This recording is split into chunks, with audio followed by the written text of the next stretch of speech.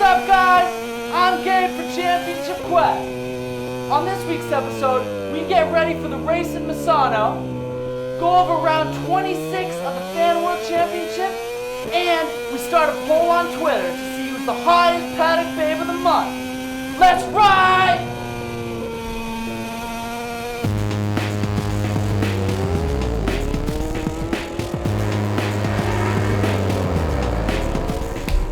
What's up, guys? Gabriel of MotoGP Championship Quest here. Am I dreaming, or have I just witnessed a Ducati win, a Suzuki win, a non-factory rider win, and a British rider win in the Premier class in the last 5 races? What seemed like pure fantasy a few weeks ago has become a startling reality in a truly remarkable 2016 World Championship campaign. The history books are being torn to shreds on almost every single lap at the moment, and last weekend's British Grand Prix was no exception. It looked like Moto3 class, as Maverick Vinales won Suzuki's first MotoGP race since Le Mans in 2007, and the Japanese factory's first dry race victory since way back in 2000, when Kenny Roberts Jr. won at the Twin Ring Motegi. After Andrea Iannone won in Austria, Jack Miller in Assen, Cal Crutchlow in Brno, Vinales became the 4th first-time winner in MotoGP in just 5 races. This hasn't happened since 1982. Suzuki's journey back to the top step of the podium has not been an easy one. The new GSX-RR is a drop-dead gorgeous motorcycle. But Suzuki's return to the MotoGP competition as a wild card in Valencia in 2014 was a humbling experience. Vinales was raving at the first test in Sepang in February, and even he had to confess that he had underestimated just how significant the performance gains Suzuki were capable of making. His father was an avid fan of the Hollywood blockbuster Top Gun and named him after the main character, played by A-list MotoGP fan Tom Cruise. He was also signed to a team that had backing from billionaire socialite and reality TV star Paris Hilton. So you can see why he instantly aroused people's curiosity. It quickly became obvious that he was something special on the track. Now, what I liked about Vinales was that while Suzuki was willing to take a risk on moving him to MotoGP after 1 season in Moto2, he was equally willing to gamble on them too. He wasn't interested in sitting tight in Moto2 and waiting for Honda and Yamaha to come knocking. Suzuki was a factory that desperately wanted him when he hadn't really registered on the radar of any other factory at the time.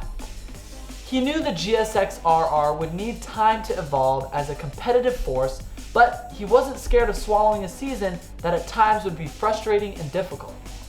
His decision has been fully justified, even if it has proven ultimately to be on the detriment of Suzuki.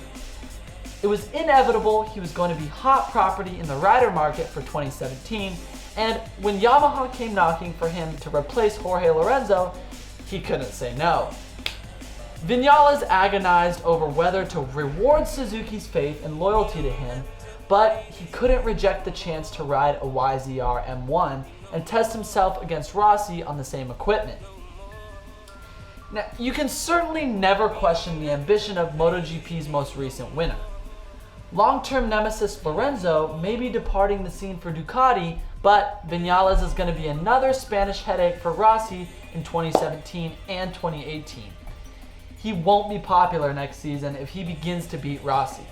He certainly won't be popular if he gate crashes Rossi's home party in Misano this weekend and takes a second Suzuki win. Vinales, though, is undoubtedly a big star of the future. At just 21 years old, he is a history maker by becoming the only rider to win in 125s, Moto3, Moto2, and MotoGP. MotoGP's new Top Gun is flying high, as is MotoGP, and long may it continue.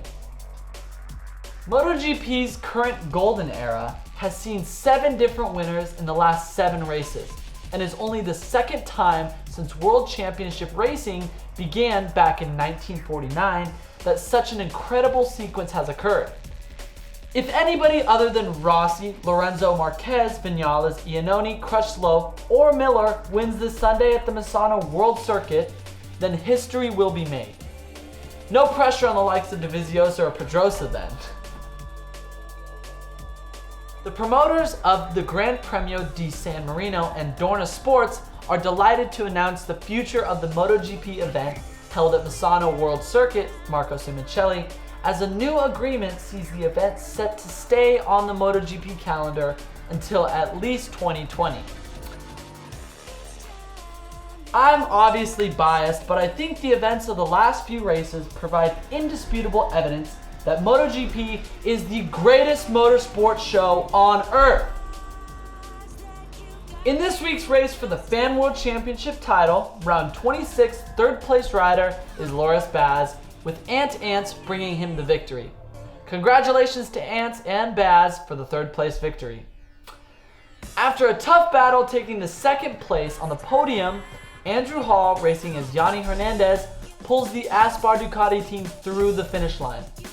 Congrats to Andrew, Yanni, and all of Yanni's contributors for second place. We have a new face taking first place this week, rider Eugene Laverty, with top contributor of the Pull & Bear racing team, Agil Rockstad. Great job, Agil, Eugene, and the Pull & Bear racing team in this week's Fan World Championship. Big congrats to all the riders and teams. Thank you to all the contributors who raced and supported the riders in this week's Fan World Championship. Keep racing and you can meet the rider of your choice at the race of your choice. We've seen the evolution of MotoGP Championship Quest evolve even further with the addition of tournaments. The next track to be added to MotoGP Championship Quest is the new Silverstone track this week, and engaging with your friends while racing as your favorite rider has never been easier. Tissot watches, Nolan helmets, gift cards to the MotoGP.com website are all waiting for you to win. Valentino Rossi heads to his home track for the Gran Premio Tim di San Marino e della Riviera di Rimini at Misano World Circuit, Marco Simoncelli.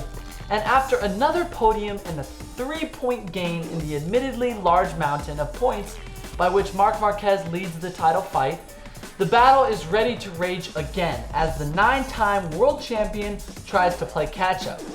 Rossi has had a lot of home success at the track and will be looking to keep pushing forward and eager to test his YZR M1 against the traditionally favorable Misano circuit in front of the Sea of Yellow in the grandstands. Valentino Rossi said, "Next week at Misano will be the most special weekend of the season because Misano is my race. It's my home. Usually we are quite good there, so we hope to be competitive. There will be a great atmosphere, a lot of fans, a lot of people around, and also a lot of pressure. So we have to try to give 20% more than the maximum." He is being nominated by fans and a new partner of ours, the Rossi Award Campaign. The Rossi Award Campaign is an award by the people for Rossi. Show your support for Valentino by signing the award, 146% for free. We want you to help us choose the next Paddock Babe of the Month. Go to our Twitter, which is @playMotoGP, and vote for your favorite Paddock Babe. Cheers and thanks to the riders and fans out there watching and racing in the Fan World Championship. We'll catch you after the race on Sunday. Well, that's all we have for you today, guys. We hope you enjoyed the show. As well as supporting our favorite riders in MotoGP, we will also be supporting riders in various other motorsports who suffer career-ending injuries through our partnership with Road to Recovery. Don't forget to follow us on Facebook, Twitter, and Instagram, and don't forget to race as your favorite rider in the Fan World Championship.